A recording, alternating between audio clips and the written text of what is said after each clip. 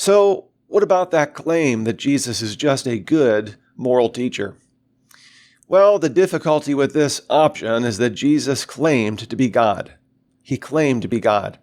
We see this in predictions from the Hebrew Bible. For example, Isaiah 9, verse 6, where we read, "A child will be born to us, a son will be given to us, a child will be born. A little infant, a child will be born to us, a little baby." And yet, check this out, we read, "His name will be called Wonderful Counselor, Mighty God, Eternal Father, and Prince of Peace." And all of these titles are used by Isaiah himself to describe Yahweh, God. So I want you to think about that. A little infant baby will be born, and yet we will call him El Gabor, Mighty God, Wonderful Counselor, Prince of Peace. He will be called Yahweh, in a sense. Now, what do we do with that? What do we do with that? This fits perfectly with the Christian view that God was born in human flesh. Well, we could labor the Old Testament passages that speak of the divinity or deity of the future Messiah. But let's keep moving. Jesus, when he was on earth, made indirect claims to his deity. He said that worship was for God alone. Worship God alone. When he was interacting with Satan, you only worship God alone. Yet, that was in Matthew 4. Throughout the rest of the gospel according to Matthew, Jesus receives worship. What this means is, if only God can be worshiped, and Jesus repeatedly receives worship, this is an indirect claim that Jesus himself is God. Jesus spoke in the first person in God's place. Repeatedly, we see throughout the Old Testament, something like 500 times, the Old Testament prophets used to say, "Thus says the Lord. Thus says the God of Israel. Thus says the Lord of hosts. Thus says the Lord." Over and over and over again, we read that the Old Testament prophets would say that they're quoting God. Jesus never does this. Jesus never says, "Thus says the Lord." Instead, Jesus says, "Truly, truly, I say to you." I say to you. He is speaking on behalf of God as God. Not speaking for God, but speaking as God. It's no wonder that at the end of the Sermon on the Mount, it says that the people who were listening were astonished at the authority with which he spoke. This is not because he spoke with some panache or some kind of charisma, though he certainly did. It's that he was speaking in the first person as God himself. Jesus called himself the Son of Man. This was Jesus' favorite self-attestation, that his favorite name for himself was the Son of Man. He uses it something like 84 times in the Gospels. He's always referring to himself as the Son of Man. Now, many people will say, well, that shows Jesus' humanity, the Son of Man. No, this shows Jesus' deity. This is showing that Jesus was God. We read, for example, in Daniel 7:13, "There before me was one like a son of man, coming with the clouds of heaven. He approached the Ancient of Days and was led into his presence." So, someone like a son of man, coming into the clouds of heaven, approaching God, Yahweh God, the Ancient of Days. He was given authority, glory, sovereign power. All peoples, nations, and men of every language worshipped him. What is this saying? If you read the book of Daniel, you see repeatedly, we don't give sovereignty to kings like Nebuchadnezzar. We don't give sovereignty or worship to statues of Nebuchadnezzar.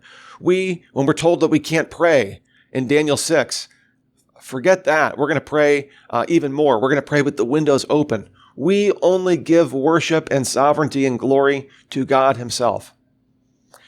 And yet, right in the middle of the book of Daniel, we see that Daniel is describing this figure who is one like a son of man coming on the clouds, who is receiving what? Authority, glory, sovereign power. From whom? all peoples, nations, and men of every language. This, of course, is describing the person of Jesus, and this is the language that he is using to describe himself.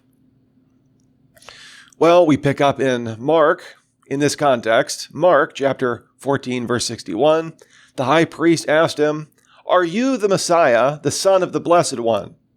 And Jesus replied, "Ego eimi, I am.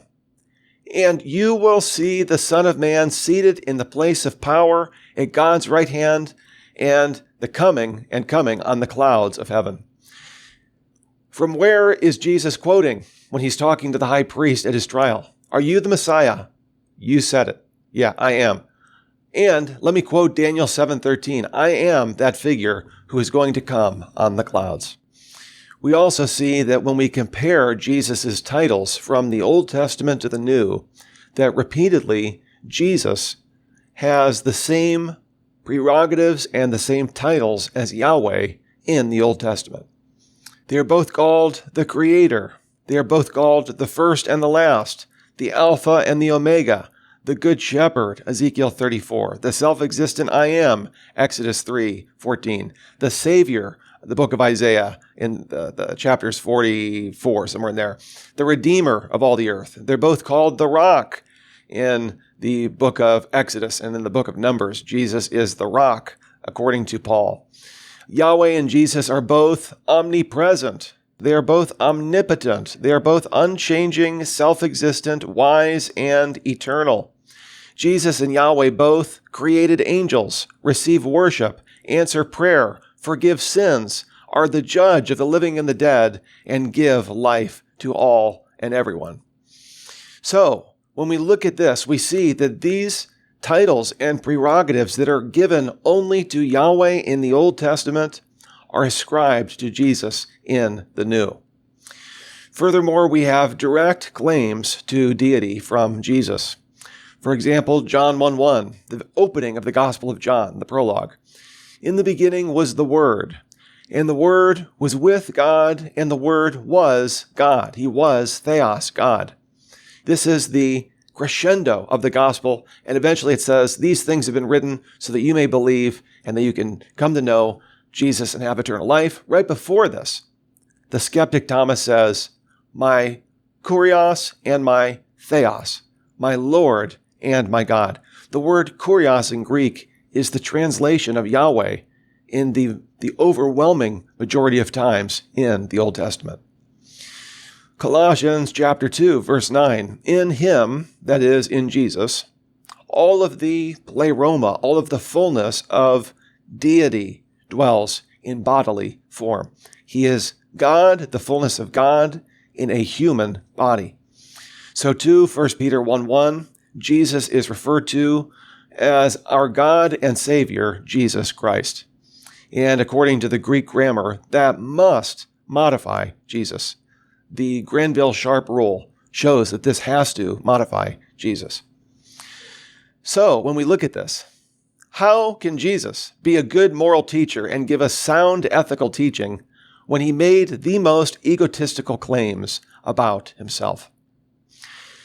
You know, it's one thing if you have a very egotistical, narcissistic man or woman who could give you very sound teaching on particle physics, or they give you very good, sound teaching on replacing carburetors, or they give you good, sound teaching on history, or sound teaching on mathematics. Sure, it doesn't matter about the character of the person if they're teaching on these various subjects. But what happens if the person has a deplorable moral character and they're teaching you about ethics? You couldn't say, for example, Adolf Hitler was a vegan, and because Adolf Hitler was a vegan, therefore you should be a vegan. Now, whatever you think about veganism, that's not my point.